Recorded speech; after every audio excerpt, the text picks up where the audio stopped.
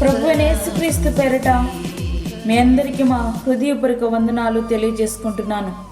Jesus new creation ministries ద్వారా ఏ రీతిగా ప్రతిరోజు అనుదిన ఆహారమును మీతో పంచుకోవడానికి దేవుడిస్తున్నటువంటి కృపను బట్టి దేవునికి ఎనలేని కృతజ్ఞతలు. ఈ యొక్క వర్తమానములు ప్రతిరోజు మీకు పంపించబడతా ఉన్నాయి.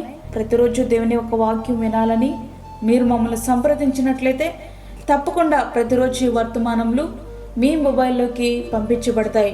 ఈ యొక్క వర్తమానములు అనేక మంది షేర్ చేస్తూ ఉన్నారు.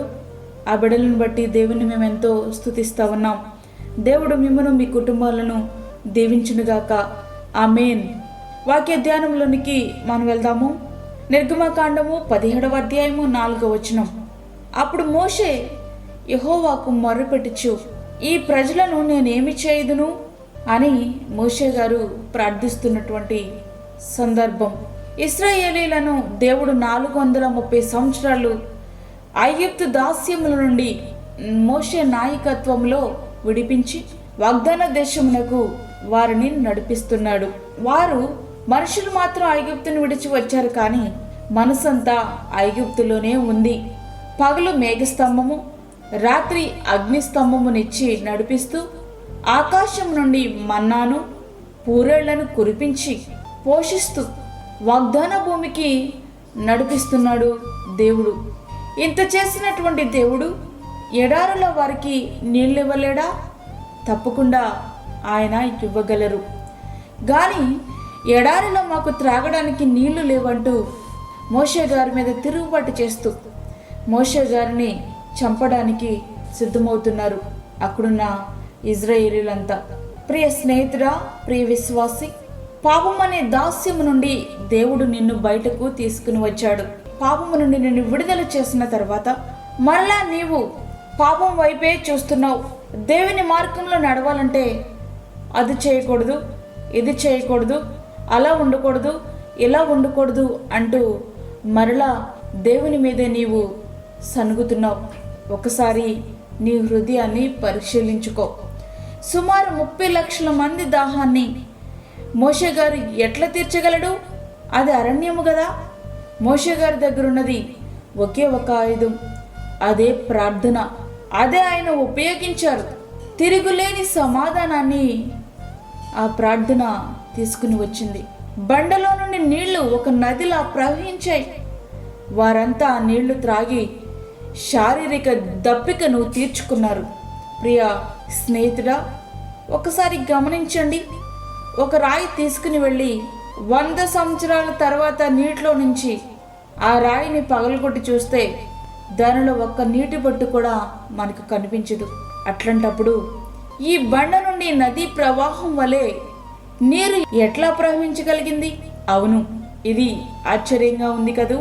అది మామూలు బండ కాదు, అది సజీవమైన బండ. ఆ బండ క్రీస్తే. 1 కొరింథీ 10వ అధ్యాయము 4వ వచనం.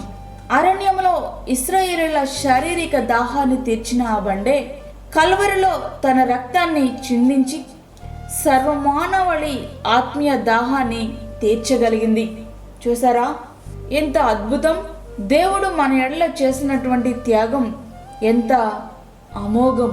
ప్రియ స్నేహితుడా, ప్రియ విశ్వాసి, వాక్యం వింటున్నటువంటి ప్రియమైన దేవుని బిడ్డ, సమస్యల సుడిగండాల్లో నీవున్నావా? శోధనలు, వేదనలు, ఇరుకులు, ఇబ్బందుల్లో ఉన్నావా? వ్యక్తిగత, కుటుంబ, ఆర్థిక సమస్యలా? నీ సమస్యలు ఏమైనా సరే నువ్వు ప్రార్థించగలిగితే, నీవు ఆ సజీవమైన బండను ఆశ్రయించగలిగితే, ఆ బండ ఆపత్కాలము నీకు ఆశ్రయం అవుతుంది. కారు చీకట్లో నీకు కాంతిరేఖ అవుతుంది. కృంగిన నిన్ను లేవనెత్తి బలపరచగలుగుతుంది. అపాయ కాలంలో నీకు ఉపాయం అవుతుంది. ఇరుకులో నీకు విశాలతనిస్తుంది. ఒంటరివైన నీకు తోడుగా ఉండి నీ ప్రతి ప్రశ్నకు సమాధానం అవుతుంది. నీ కన్నిటిని నాట్యముగా మార్చగలుగుతుంది. ప్రియమైన దేవుని బిడ్డ, ఒక్కసారి ప్రార్థించి చూడు. ప్రార్థించే విధంగా ప్రార్థించగలిగితే ఆశీర్వాదపు ప్రవాహంలో కొట్టుకుంటూ పోతావు. ఆ శాశ్వత రాజ్యం చేరుకుంటావు. ఆ రీతిగా మన జీవితాలు సిద్ధపరచుకుందాం. అట్టి కృప ధన్యత దేవుడు మనకు అనుగ్రహించునుగాక. ఆమేన్. వాక్యం విన్నటువంటి ప్రియమైన దేవుని బిడ్డలారా, ప్రార్థనలో ఏకీభవించండి. పరిశుద్ధుడైన తండ్రి, ప్రేమగల యేసు ప్రభువా, శ్రేష్టమైన మరి యొక్క దినం మా జీవితంలో మీరు అనుగ్రహించారు, నీకు వందనాలు. ఈ దినమంతటికి కావలసిన నీ కృప మాకు దయచేయండి ప్రభువా. ప్రతి విధమైన శోధన, కీడు, ప్రమాదం నుంచి మమ్మల్ని తప్పించండి. అలాగే చంటి బిడ్డలను, వృద్ధులను, గర్భిణీ స్త్రీలను జ్ఞాపకం చేసుకునండి ప్రభువా.